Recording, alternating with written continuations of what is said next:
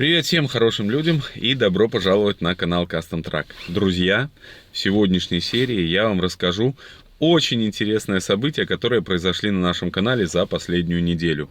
Первое событие — это у нас новый проект сохранения из воинской части. А вторая новость — я продал Ханамаг. Обо всем поподробнее чуть позже. А вы пока что, друзья, присаживайтесь поудобнее, заваривайте чай, печенье. Все, как вы любите. Видео обещает быть очень интересным. Всем приятного просмотра.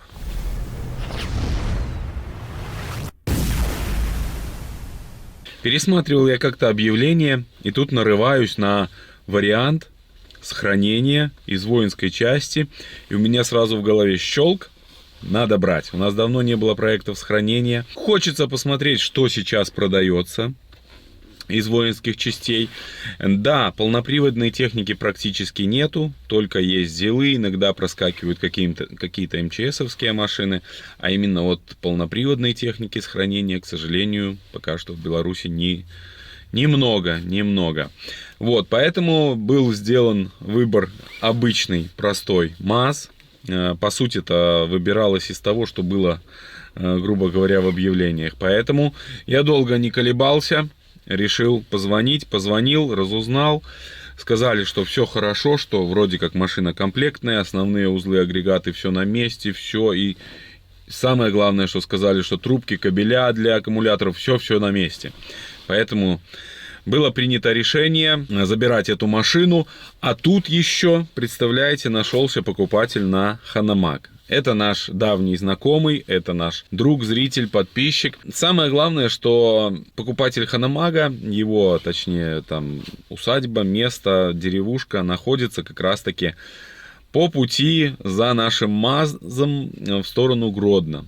Вот, поэтому это еще такой был звоночек для меня, что вот, если что, можно эти все вещи совместить, скажем так, в одну поездку. Долго не колебаясь, как раз Леша приехал, и вот просто звезды все сложились, и было принято решение стартовать. Я оплатил нашего МАЗа, и мы начали собираться. В первую очередь нам нужно было собрать УАЗа, все сложить до кучи, все необходимые вещи. Представьте, сколько нужно было всего. Загрузили мы, взяли с собой аккумулятор из КамАЗа, 2 ящика с фитингами всякими, проволочками там и т.д. и т.п. Топливо, воду, шланги, набор ключей, клещи, трубки. В общем, по максимуму постарались взять всего. Еще мы не взяли милуоки. Батарейка на зарядке. И батарейка на зарядке, да. Фонарики еще взять, или ты положил? Фонарики я взял 2, и налобные возьмем. Большой, да? Да. Вот, я думаю, будем надеяться, что нам хватит этого всего, чтобы попытаться оживить наш МАЗ. План был такой. Едем на УАЗе, параллельно везем погрузчик Ханамаг нашему покупателю. Едем, пробуем, оживляем МАЗ. Если мы можем оживить МАЗа, то возвращаемся на МАЗе. Если же там шансов нету, то мы едем, забираем Volvo, она будет стоять там на полпути, и потом Volvo забираем МАЗа, если что-то идет не так. Вот так наш, по сути, утренний ранний день и начался. Подготовили УАЗика, и следующее, что нам нужно было сделать, это подготовить, загрузить Ханамаг, снять ковш, потому что ковш у нас не в габарите, нам нужно было его ложить вдоль. И вот этим всем мы занялись в первую очередь.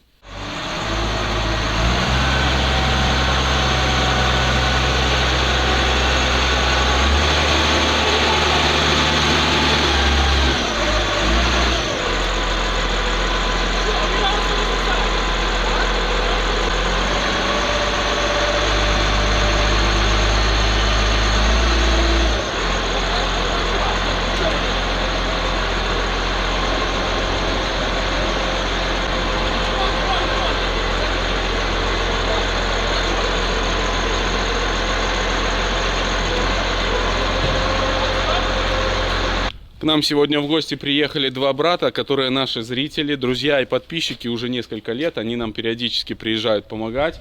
Поприветствуйте всех! Ну, а сегодня идет процесс погрузки. Ханамага уже загрузили. Сейчас вот попробуем испытать наш Т-16. Способен ли он на какие-то работы подъемные. Сейчас ему будет конкретная проверка.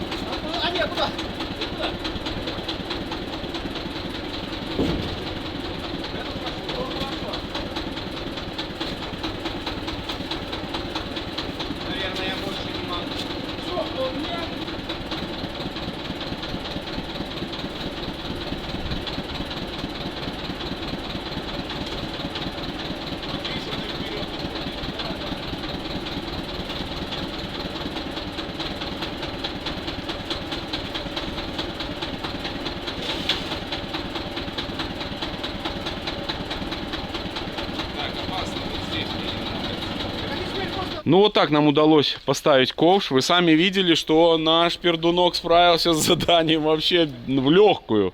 Единственное, конечно, у него не хватает вот вылета стрелы, там вот этого всего.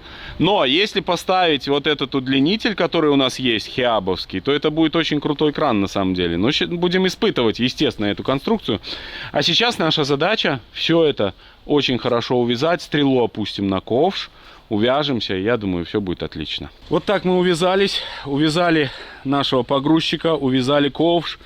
Все сюда впихнули чуть не чуть. Подспустили немножко колеса, потому что у нас есть проблема по высоте. Но сейчас уже все нормально, никакой проблемы нету. Замеряли, все четко. Еще предстоит нам здесь навести порядочек, то, все подсобрать. Вот. И, конечно же, собрать с собой много-много всяких вещей, которые нам пригодятся, ну, надеюсь, не пригодятся, но могут пригодиться в дороге. Вот, это обязательно все сложим. У нас есть новый ящик, в который много чего влазит. Ну и, надеюсь, Volvo нас не подведет. Ну, в принципе, не должна. Наконец-то мы все собрали, загрузили. Ходим кругами, не знаем, что делать. То, и то надо, и то вроде на... у меня голова болит, блин, просто от этого всего. Говорю, все, как есть. Садимся и едем. Фух, надеюсь, все будет хорошо в дороге. Ну, увидимся уже завтра, когда выедем. Обязательно включусь. Нам нужно заехать еще на заправку. Нам нужно купить Белтол, пополнить. В общем, еще предстоит нам веселуха. Ну а вас, друзья, я отдельно хочу поблагодарить за поддержку на Бусти. Если у вас есть желание поддержать нас, то обязательно переходите по ссылке в описании и подписывайтесь на Бусти. Там я выкладываю каждые 2-3 дня видео небольшие о том, что происходит у нас в гараже. А также там выходят и основные видео без рекламы. Всегда чуть пораньше. Вот. И таким образом вы сможете нас поддержать и будете получать доступ к уникальному контенту, который только снимается для Бусти. Так что не забывайте переходить, подписывайтесь, а также не забывайте про наш телеграм-канал, не забывайте про все наши соцсети, ссылки на них будут в описании. Проходите, подписывайтесь. Выдвигаться мы решили на 2 машинах. Я поеду на Volvo, Леша поедет на УАЗе. На Volvo все-таки, конечно, более ответственная, скажем так, поездка, поэтому эту ответственность я взял на себя. Вот, наверняка Леше хотелось немножко тоже прокатиться на Volvo, но у него еще такая будет возможность чуть позже. Ну, а пока что я управлял Volvo, а Леша ехал на УАЗе. Volvo качает воздух. Леша уже готов. Все, сейчас будем выезжать. Поехали. Средняя скорость на УАЗе была в районе 80-85. Собственно, как и на Вольве. Не спеша, груженая, погода не очень, к сожалению, там с туманом нам не повезло. Вот. Таким образом мы выдвинулись вперед. Нам нужно было доехать до места выгрузки Ханамага, это порядка 300 километров, и еще 250 до Гродно. Собственно, в центре города, можно сказать, находился наш МАЗ с хранения. У нас маленький перекус, как обычно. Гале огромное спасибо, что собрала нам с собоечку. Вот, продолжаем движение. Надо успеть нам в Минск, потому что уже немножко опаздываем. Ну, как обычно, туман и, соответственно, такие вот нюансики. Все, стартуем дальше. Леша, вкусные бутики? Бутики очень вкусные. Гаки, спасибо большое. Еще одна причина, по которой нам нужно было ехать на УАЗе, это мне нужно было забрать документы в Минске на наш МАЗ. Прежде чем его забирать, нужно было нам забрать договор, забрать счет, акт на получение и целый пакет документов. Но для этого нужно было прям ехать в самый центр Минска. Остановились мы на заправке. Многие из вас спрашивают, есть ли у нас вот платная дорога типа Платон. Так вот, она у нас есть, да, она называется Белтол. Она по такому же принципу: бортовое устройство, на заправке останавливаешься, покупаешь бортовое устройство, ложишь туда деньги и едешь, пикаешь через рамки. Вот такая система. Нам ну вообще за километр 14 евроцентов. Вот, за 10 километров 1 евро и 40 евроцентов. То есть вот такой у нас тариф. У нас 3 оси, поэтому соответствующий тариф. Вот, так что выдвигаемся дальше. 50 километров еще только проехали. Едем дальше. Опа, друзья, что мы встретили? Наши патриоты едут. Точно такой же УАЗик, как у нас. Продолжаем мы движение. Туман, к сожалению. Тяжело ехать. Видимость плохая. Особенно вниз спускаешься, блин, вообще. Ну, а так в целом все хорошо. Едем 80. Никуда не спешим. Вот такой туман периодически появляется. И, блин, страшно ехать. На трассе туман — это очень опасная штука. Вот, потому что все едут на большой скорости, просто не успевают оттормаживаться в случае какой-то экстренной ситуации. Поэтому в туман всегда нужно максимально быть внимательным. Сразу хотел бы передать огромный-огромный привет всем нашим подписчикам, которые нас встречали, сигналили, обгоняли. Всем огромный привет. Вот, потому что, ну, люди узнают, не узнать Volvo невозможно, и сразу машут, сигналят. В общем, всем огромный-огромный привет. Но мы сейчас уже будем подъезжать к Минску, проезжать Минск. У нас маленькая проверка состояния. Вроде бы ничего не отвалилось у нас. Все хорошо. Volvo красавица, но уже опять вся в соли и в грязи, к сожалению. На этом этапе нам пришлось с Лешей поменяться. Я поехал в Минск, а Леша продолжил путь в сторону выгрузки Ханамага, уже наслаждаясь драйвом на Volvo.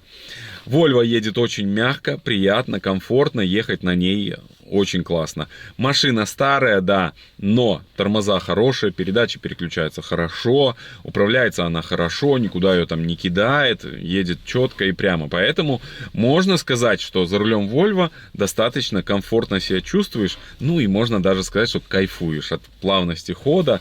Не так много, оказывается, и ямок даже на трассе. В общем, движемся дальше.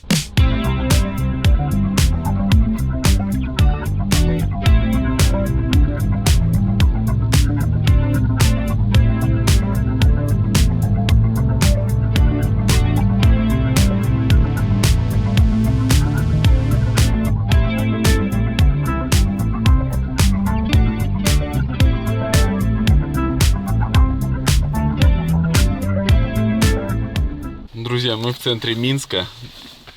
Это капец, никогда не думал, что на УАЗике поеду так далеко. Но это еще полпути, нам дальше еще ехать. Но документы уже забрал. Именно это была причиной тому, что мы поехали на УАЗике, потому что нужно было забрать документы тоже. В том числе. Вот, так что все готово к тому, чтобы получать тачку в воинской части.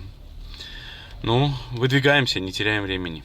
Леше настолько понравилось ехать на Вольво, что я даже на УАЗе не мог догнать его после того, как забрал документы. Но следующее, что нам нужно сделать, это заехать на заправку, заправить УАЗа. И было очень интересно узнать, какой же расход топлива на УАЗе. Сейчас я обо всем тоже расскажу. Заправляемся до полного. Сейчас посмотрим, сколько войдет. Проехали 300 с чем-то километров. Сейчас все расскажу. Интересно, какой у нас расход топлива. Колонка, правда, трещит стрёмненько. Ну, посмотрим. Надеюсь, выдержит. Проехали мы 328 километров и залили топливо 38,7 литров. Высчитал, выходит 11,7. Вот такой расход. Частично трасса, но и 50 где-то километров, 60 мы проехали по Минску. Ну, то есть вот такой расход у УАЗика. Скорость 85 где-то едем.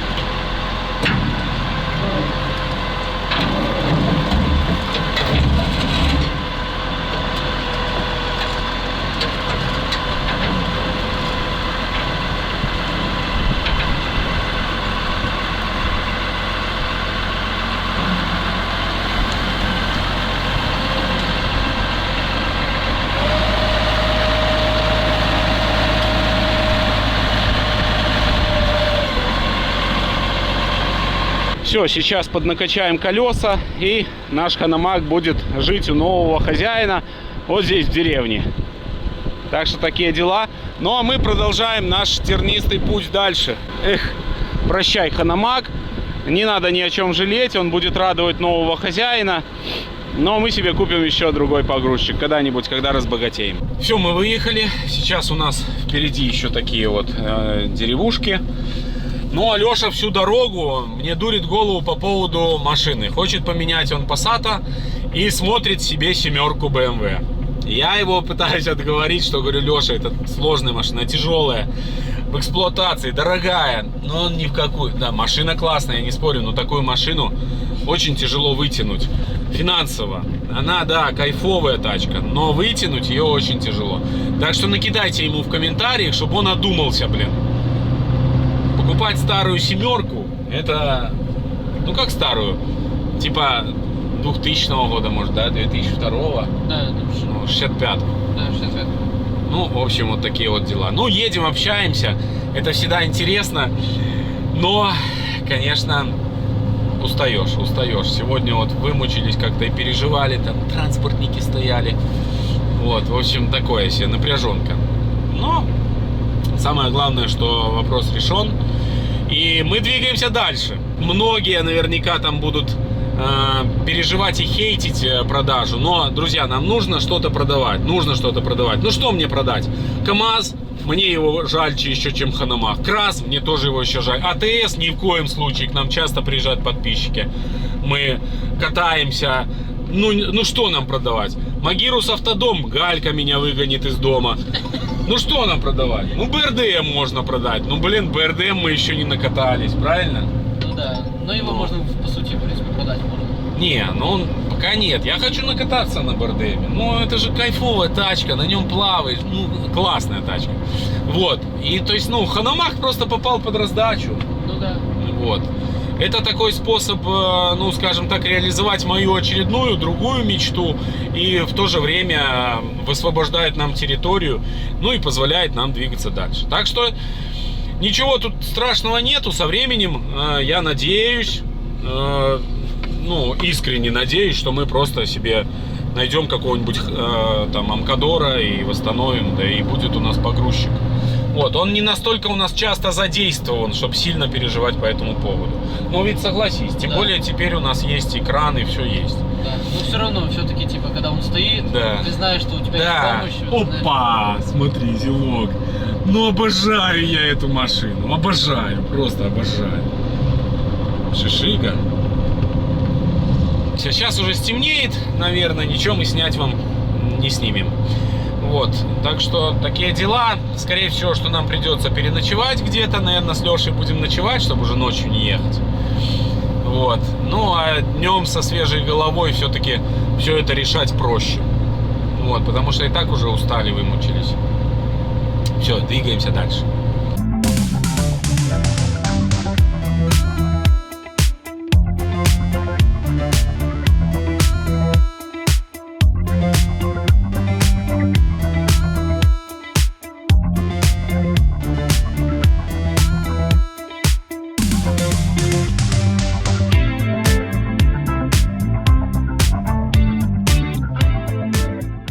Мы столкнулись с временной проблемой, и поэтому нам пришлось ночевать. Ночевать мы приняли решение в Volvo. Это тоже был интересный опыт своеобразный, но нам нужно было быть рано утром уже в Гродно. Поэтому ночевать тоже нужно было в районе Гродно. И мы приняли решение, что поедем все-таки в сторону Гродно. Там в Volvo переночуем, а с утра выдвинемся на УАЗик к МАЗу. И если нам не удастся реанимировать МАЗа, то, ну, я же не знаю, как всегда, покупал без осмотра. И это, кстати, сыграло злую шутку, друзья. Никогда не покупайте машину без осмотра. Я каждый раз об этом думаю, зарекаюсь и каждый раз наступаю на эти грабли. К сожалению, так устроен наш, вот, не знаю, как ваш, но мой почему-то мир вот устроен так. Мы все учимся на своих ошибках, хотя правильно учиться на чужих. УАЗа мы загрузили на Volvo, чтобы нам не палить лишний бензин и чтобы нам с Лешей вместе прокатиться на Volvo, пообщаться. Это интересно, когда ты едешь с кем-то, ты постоянно о чем-то разговариваешь, так и дорога проходит быстрее. Ну и, соответственно, сэкономим топливо, конечно. Немного, но сэкономим. Не доехали мы 20 километров примерно до Гродно и остановились на ночевку. Очень хотелось попробовать. Леша, он говорит, тоже надо попробовать. Вот, так что мы собрались, мы подготовились, мы взяли спальники. Мы взяли все вещи, покушать. Вибасточка работает. Шторки мы зашторили. Видите, мы в домике в таком. Сейчас мы откинем спальники, один и второй, и попробуем переночевать в Volvo. И нам будет понятно, вообще это реально или нет. И, кстати, вдвоем. Пока что нравится. Не знаю, как будет дальше. Но надеемся, что все будет хорошо. Галя нам также сложила с собой здесь подушки. Вот, ну и чай покушать. Сейчас перекусим немножко. И будем пробовать уже ложиться спать. Сейчас будем смотреть объявления с машинами. Может, что-то найдем. Вот, так что такая у нас задача. Развлекательная, отдыхательная. Еще какая? Душевная. Все. Всем спокойной ночи. Мы ложимся спать тоже. На ужин у нас блинчики. Либо вот ветчина, либо курочка. На выбор. И чаек. То, что надо. Да, Леш? Да. С таким запасом еды можно хоть на край света ехать. Друзья, мы рягучим с Лешей уже весь вечер. В общем, у нас вот такое вышло купе. Леша там наверху. Я здесь чуть пониже. Вот, потому что решили, если я упаду там сверху, то Лешу придавлю. А если он, то меня не придавит. Вот, но в целом, в принципе, удобно. Леш, что скажешь? Ну, нормально. Вообще нормально, так знаешь, лёг. Да. Как в поезде. Вот. Да. Да. Ложись, вот лежишь. Только чтобы кабину никто не открыл. Хорошо. Гидравликой типа? Ну. Хорошо, что мы перешили спальники. Ну, то есть свеженькое все, аккуратненько, не воняет ничего. Ну, также вот такие используем спальные мешки. у них тоже удобно будет. Но пока что Вибасты нам хватает. Вот, так что, ну, спокойной ночи в очередной раз. Ну, а у нас такой интересный опыт. Там трасса где-то, вот там. Ну, вроде машины пока не мешают, да, Леш? Да. Ты что, свет выключил? Я боюсь. Переночевали мы без каких-либо проблем, немножко замерзли, но в 3 ночи проснулись, я добавил Вибасты и, в принципе, заснули. Все хорошо, машины не мешали, ничего. В 7 утра проснулись, в 8 уже были в воинской части, с утра зашли, подождали, пока оформят все документы, ну и где-то там к 11, к 12 нам уже вытащили наш МАЗ. Все, вытащили нам Мазератти, но нюансов очень много на самом деле, друзья, конечно. У меня был план капкан, ехать на нем, но здесь шансов нету. Он какой-то весь в песке, непонятно почему. Но с большего он в сборе. Вот, то есть, да, нам предстоит здесь очень много работы, но основная проблема: не поднимается кабина, естественно. Вот, много снято пневмошлангов. То есть, здесь пневматики нету половины. Тормозной кран вот так выглядит, то есть, он настолько закоревший, что здесь уже шансов просто нету. Сзади ресиверы просто вообще стоят, чуть-чуть прикрученные. Глушитель заводской, но это не страшно. Глушитель нас не пугает. Ну вот так выглядит пневмосистема. Видите, вот это создает нам основные проблемы. Вот так это выглядит. Поэтому однозначно ехать мы не можем. Плюс еще самый большой нюанс — это то, что на нем нету госномеров, и мы не можем оформить платную дорогу, и мы не можем ехать на нем, мы не можем передвигаться.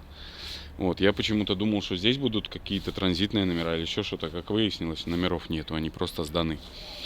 Ну, такая система в воинском участии. И, кстати, огромное спасибо воинской части.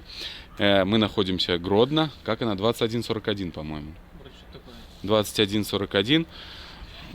Просто молодцы, парни, откликнули, все, провели, даже угостили чаем. Ну, такое я вижу впервые. Чистота, порядочек. Молодцы. Ну, а старая машина, мы прекрасно понимали, что старая машина, и она стоит очень давно. Мы ее покупали без осмотра, как обычно. Но в эти деньги это недорого за нее, поэтому нормально. Вот, так что расстраиваться не будем. Будем готовиться к работам. Вот, я не знаю, как они тут открывали, но как-то открывали. О! Вот, но внутри он весь в сборе. Видите, это радует. И даже у него очень аккуратный потолок такой. Все очень аккуратненькое. Ну, нюансов много. Но вот как внутри мне вообще он устраивает, нравится. Ну, здесь, конечно, нужно будет работать много с ним. Но мы сделаем, ничего страшного. Будет красавец у нас Мазератти. Все, сейчас мы едем за эвакуатором Volvo. Он стоит перед городом Гродно. И будем грузиться и выдвигаться. До дома нам очень далеко ехать. Поэтому нужно сделать все максимально оперативно, чтобы все было хорошо. ЯМЗ-236. Легендарнейший мотор и очень плохое состояние кабины. Но передняя часть его вполне красивая. Видно, что машина с хранения, но вот здесь шпатлей много. Это, конечно, прискорбно. Но так нормальный аппарат. Леш, да нормальный аппарат, что ты паникуешь? Леша, как увидел, ему чуть плохо не стало. Забрали Volvo и потихоньку движемся в сторону Гродно. Здесь нам буквально 15 километров рядом. Вот, ну и будем сейчас загружать МАЗа и выдвигаться домой. Уже устали. Второй день, как-то вот все в суматохе. Трасса хорошая здесь на Гродно. Прям вообще красота. Хорошая очень дорога. Мы практически в самом центре Гродно. Вот всем нашим зрителям, подписчикам из города Гродно огромный привет, как обычно по традиции. Мы уже почти подъехали, сейчас будем загружать наш аппарат. Не переживай. Леша, 20 лет я на фуре, вот уже 20 лет. На эвакуаторе. Да, но расслабляться нельзя, дорога ошибок никогда не прощает.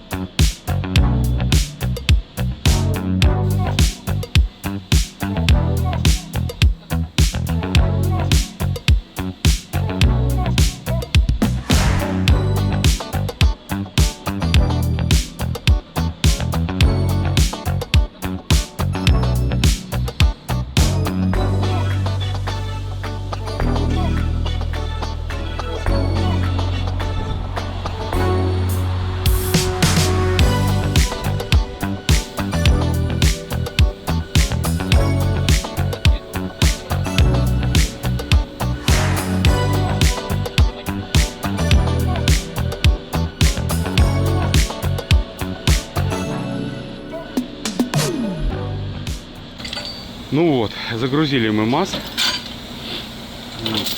Все хорошо. Оля уже поднакачала воздух. Как он тут снизу? Вроде все нормально здесь.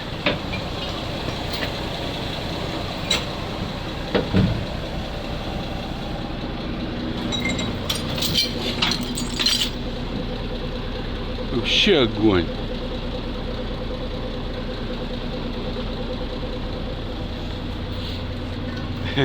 Мазурик. Ой, ну здесь да, здесь, конечно, попечальнее все. Стартер на месте.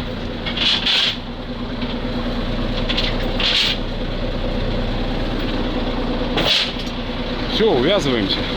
Все отлично. Здесь лебедка, 2 талрепа. Ну и спереди тоже зацепили. Все, должно быть нормально. Все, выдвигаемся. Дорога дальняя. Не теряем времени. Решили подкачать колесо, потому что не совсем оно нам понравилось. Ну вот, то ли спускает по диску, но лучше подкачаем. Потеряем 5 минут. Все, выезжаем. Все, друзья, выезжаем.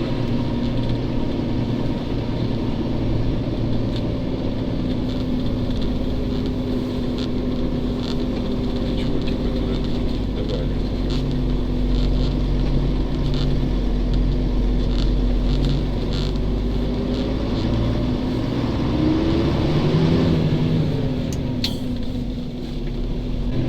Ох, честно, катаюсь эвакуатором свой. Бляха, эта тема. Конечно. Эвакуатор — это тема, друзья, согласитесь.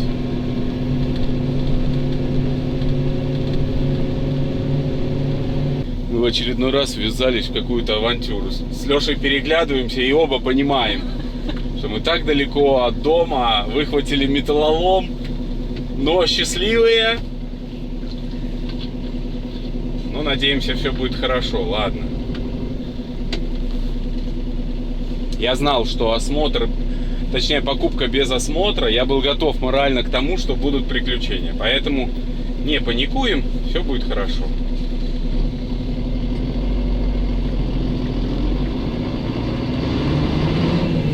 Так, снизу я заполз под него, вроде нормально там все. Ну, не катастрофично. Там единственное, что пугает, что сильно по виду, это кабина. Да. А так в целом нормальный МАЗ.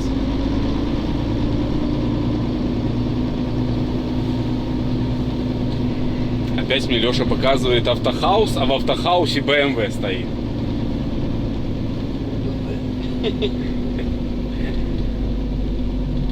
Вроде нормальные тачки. Ну, Да. по состоянию. Да.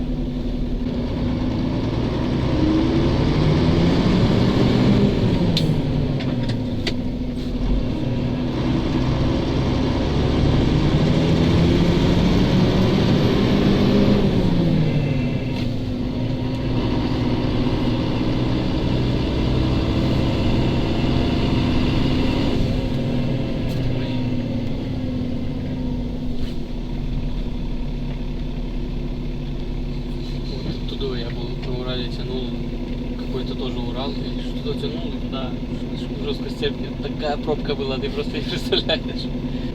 Да. Хоть бы не закипеть тут в Урале.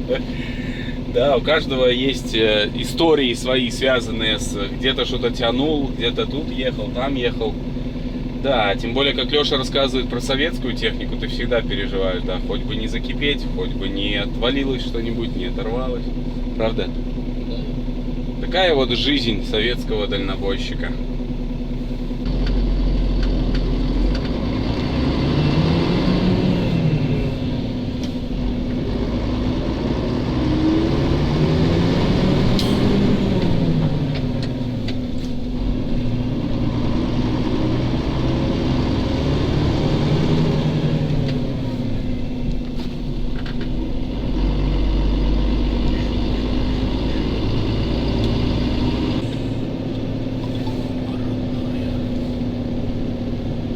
Дверь открылась в мае.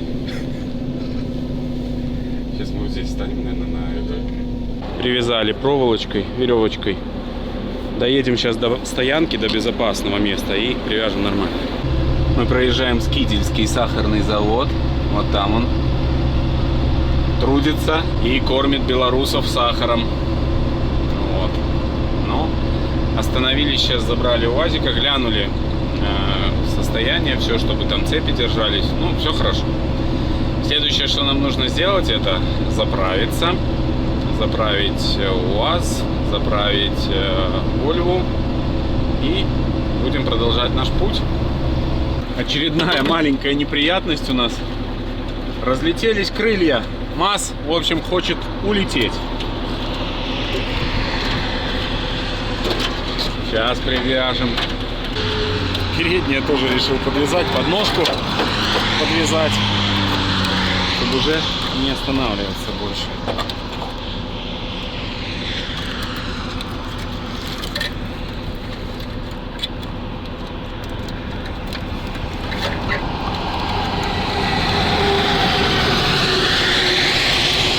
Таурепы отлично. Номер протер. Складываемся и поехали. Маленькая остановка, перепроверяем все. Вроде все держится, все мои здесь зажимы. Все вроде хорошо. Движемся дальше. Колеса спущены. И щитки, кстати, необычные. Интересно, это завод или нет. Подъезжаем к Могилеву. Здесь наконец-таки успокоилась погода. Нету дождя, нету вот этого вот летящей соли от дороги. Чуть-чуть полегче. Но все в порядке. Движемся. Вернулись мы домой очень поздно, уставшие. Это было что-то с чем-то. Погода ужаснейшая. Вот на пределе гололеда. Едешь постоянно -5, да? Вот примерно -3, -4, вот так вот. Идет то ли дождь, то ли снег. Асфальт то блестит, то не блестит. На пределе гололеда. И ты едешь, прям очень нужно быть внимательным, не спешить, аккуратно. Скорость малая. Проехать нужно очень много километров, и мы вымотались с Лешей просто как выжатый лимон. Тем не менее, довольные, все хорошо, техника нас не подвела. Ни УАЗ, ни Вольво. Вообще все прошло четко, гладко, вибасточки, печечки, все работало, и это очень-очень хорошая новость. Так что, друзья, огромное всем спасибо за просмотр. Дальше наше приключение только продолжается. Нам предстоит в следующей серии заняться уже оживлением этой машины. Непонятно, что там и как там, вообще даже понятия нету. Запустится, не запустится. Машина стояла с 2011 года. Это 15-14 лет она где-то чисто простояла. Но прослеживается вся история. В 2007 году был сделан капремонт мотора. Это важно. Вот вроде бы как с заменой блока где-то на заводе делалась эта замена. Поэтому, я думаю, что мотор должен быть в порядке. Вот. Вам всем огромное спасибо за поддержку. Не забывайте подписываться на наш канал, чтобы не пропускать новые серии. Вас всех Поздравляю с наступающим Новым годом. Не забывайте, что хорошее настроение – это то настроение, которое мы сами себе создаем.